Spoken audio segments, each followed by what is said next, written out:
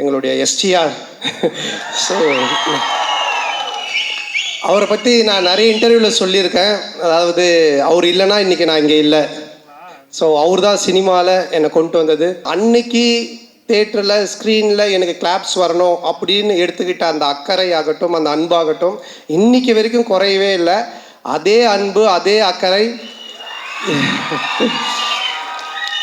இப்போ பண்ணுற எஸ்டிஆர் 49லையுமே என்கிட்ட என்ன சொன்னார்னா, டைரக்டரை கூப்பிட்டு சாண்டாக்கு என்ன வேணும், சாண்டா எப்படி நம்ம நல்லா யூஸ் பண்ண முடியும், சாண்டாக்கு என்ன பண்ண முடியும், அதை முதல்ல யோசிங்க அப்படின்னு தான் சொன்னார்.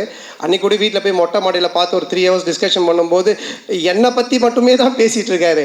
ஸோ இப்படிப்பட்ட ஒரு அன்பும் அரவணைப்பும் கொண்ட ஒரு அருமையான ஒருத்தர் எனக்கு கிடைச்சது. உண்மையிலேயே நான் கடவுளுக்கு நன்றி சொல்லணும், எங்கள் அப்பா அம்மாவுக்கு நன்றி சொல்லணும். ஸோ ரொம்ப நன்றி நீங்கள், I love you all the time.